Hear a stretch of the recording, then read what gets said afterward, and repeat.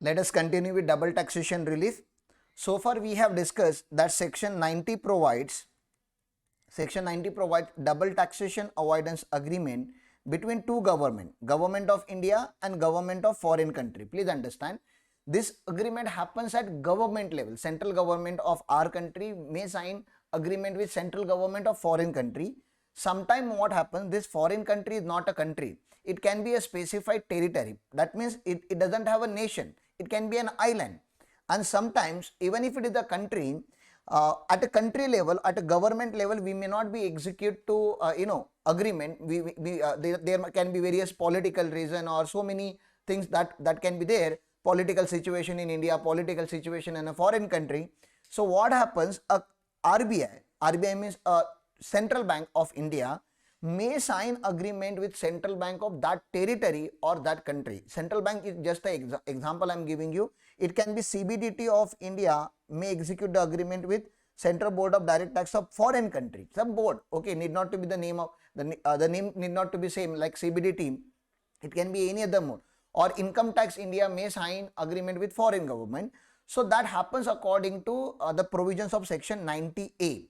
It is exactly same to 90. In fact, you don't have to study 90A. If you have studied 90, 90 is equal to 90A, only signing authority is different. Okay. So section 90A double taxation relief to be extended to the agreement between specified association adopted by the central government. Look at this. For the purpose of this section, the specified association means signing authority. Any institution, association or body, whether incorporated or not, functioning under any law for the time being in force in India or any law of the specified territory outside India. You understand? Any body which is functioning in India and any body functioning in foreign territory, which may be notified as such by the central government. And who will notify these bodies? Obviously central government. So what do you mean by specified territory? Because the foreign country is not a country.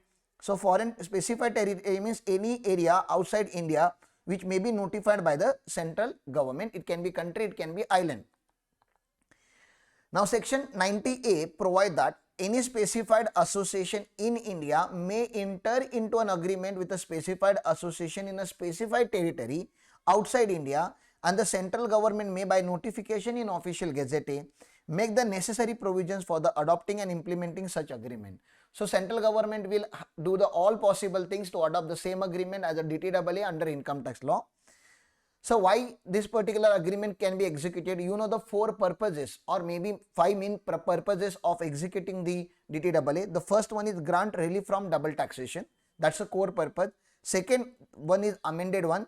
Avoidance of double taxation of income without creating opportunities for non-taxation or reduced taxation through tax evasion or tax avoidance, including treaty shopping. So this is the amendment now. You know that we cannot have only double taxation clause, we need to have double non-taxation clause also in our provisions. Exchange of information, that's the third important aspect of DTAA. Recovery of income tax in case of defaulter is staying in India, then we will recover on behalf of foreign country. And if defaulter of Indian income tax staying in a foreign territory, then obviously we will request them to recover tax and hand it over. Those clauses also will be incorporated in DTAA. Thank you.